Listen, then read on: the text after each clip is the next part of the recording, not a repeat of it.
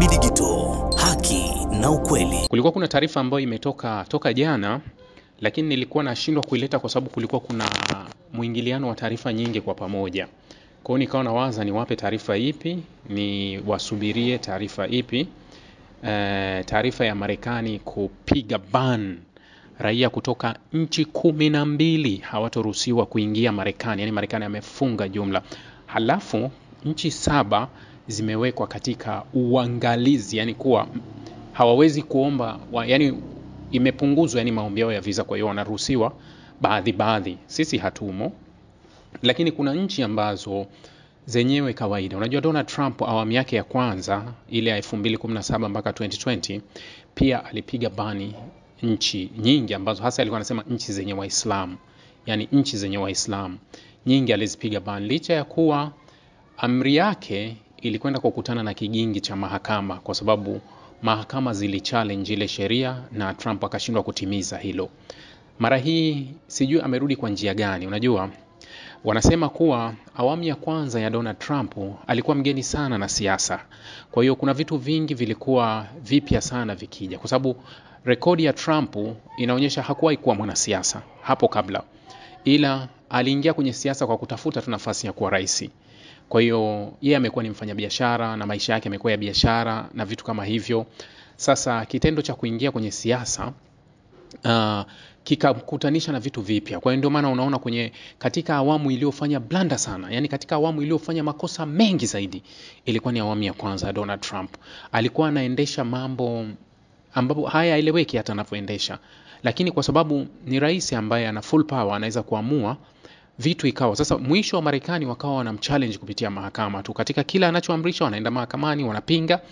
Lakini hata mara hii tumeona amerudi bado na yale mawazo yake mengine. Unajua Trump yeye ni yule muhafidhina. Yeye anatokana na right wing, yani muhafidhina, wale watu wa mrengo wa kulia. Kiuhalisia uhafidhina ni ubaguzi. Hakuna lugha yoyote unaweza ukaitumia nje ya hapo, kuwa ukisema uhafidhina ni wale watu wanasema sisi wazalendo. Manake ni wabaguzi tu. Ubaguzi kuwa hawapendi. Trump hapendi wageni kama chama chake cha Republican kilivyokuwa hawapendi wageni. Sasa amerudi kwenye staili ile, na ndio maana niliwahi kulisema kuwa kuna kitu ambacho unaweza ukakiona tofauti. Unajua Marekani, mfano tuseme Marekani na 19% mpaka 25 ya Marekani ndio wa Marekani weusi. Sasa kuna mchanganyiko tu, si wa Marekani weusi, lakini kuna watu kutoka Asia, kuna wa Latin na wengine mchanganyiko, wa Hispania mchanganyiko. Trump alikuwa anakerwa sana na uhamiaji unaotoka sehemu zote, na hata aliwahi kuambia wizara ya mambo ya ndani ya Marekani kuwa kama mlikuwa mna shida ya watu sana kuhamia, mngeruhusu watu zaidi watoke Norway, watoke Sweden ambako ni wazungu zaidi. Yani Trump ubaguzi wake ni wawazi, na ndio maana alimweka kikao Ramaphosa. Kwa sababu nini? Wazungu wanasemekana eti walikuwa kinyanyaswa wazungu, lakini kote kunakotokea jamii nyingine zote zinanyanyaswa, yeye hajali, kwa sababu yeye ni mbaguzi sana. Yani ni mbaguzi wa waziwazi. Na ndio maana unaitazama serikali yake, umeona ilivyopangwa. Ukiangalia na serikali iliyotoka kina Biden, utaona kulikuwa kuna tofauti kiasi na aina ya Trump, watu wanaowateua kwenye nafasi kiasi kikubwa na vyovyote vilivyo, au watu wake wa karibu walivyo, unaona kuwa ni wazungu sana. Sasa Trump alikuwa anabeba mawazo ya raia wengi wa Marekani, kwa sababu kuna kitu kimoja ambacho huwa wengine wanakikwepa, mfano kuzungumza uwazi kuhusu hisia zao, kuwa wao wanampenda nani au wanamchukia nani, lakini moyoni mwao kiuhalisia wanabeba hisia za Trump.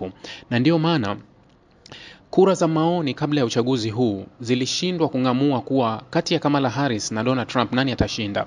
Lakini ilivyokuja kwenye uchaguzi kwa kupiga kura, Trump kashinda kwa kishindo juu ya kishindo. Yani wale watu waliokuwa wakihojiwa kuhusu Trump, kwa sababu kwa nini walikuwa hawajibu kuhusu kuwa wanamuunga mkono Trump? Kwa sababu walifahamu kuwa sera za Trump ni za kutugawa au ni za kibaguzi. Kwa hiyo kujionyesha kuwa uko nyuma ya Trump unaweza ukatafsirika tofauti kuwa wewe, lakini walivyoenda kupiga kura wakathibitisha vile ambavyo vilikuwa kwenye vifua vyao kuwa wengi wanamuunga mkono Donald Trump.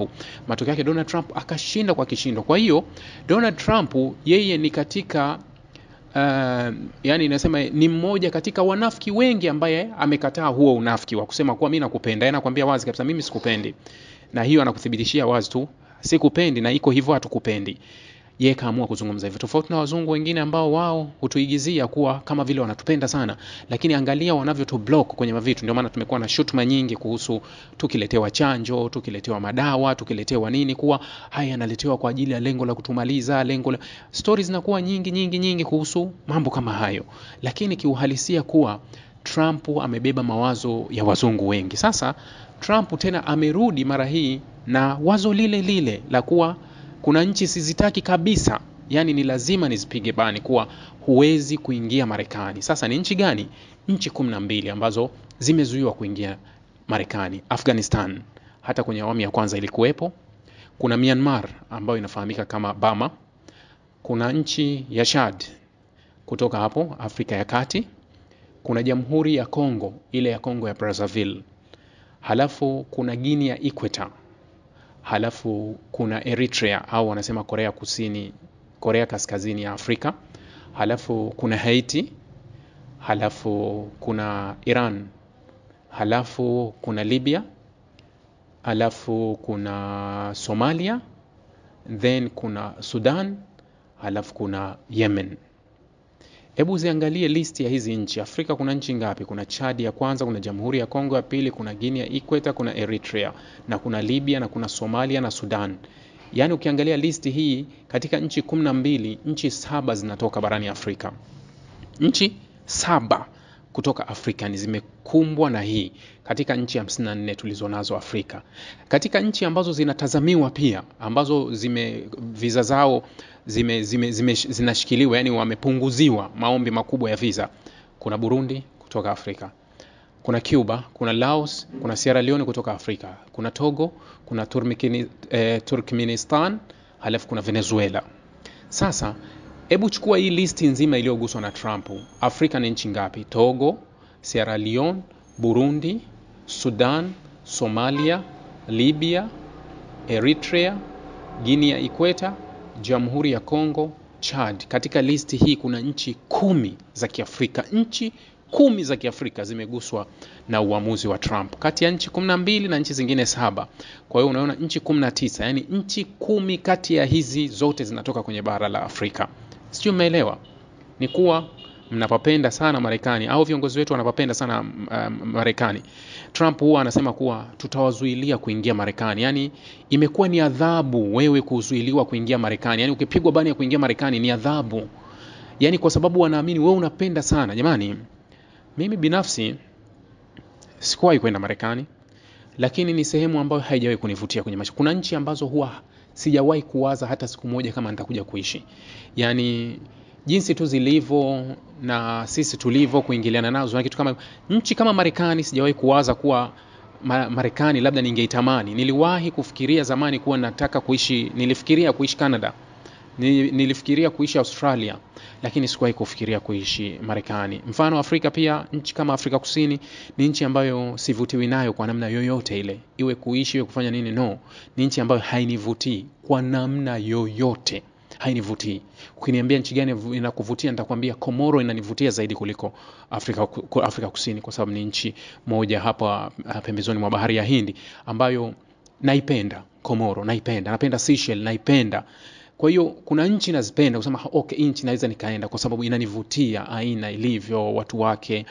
Madagascar, nchi zinavutia, unaweza kusema hii nchi natamani kwenda. Lakini nchi kama South Africa, nchi kama Marekani si nchi. Sasa Marekani imekuwa ni adhabu. Ndio maana unaona kuwa vikwazo walivyopewa hata wale majenerali wawili wa Sudan, Dagalo na mwenzake, sehemu ya vikwazo vinataja kuwa hawatoruhusiwa kuingia Marekani.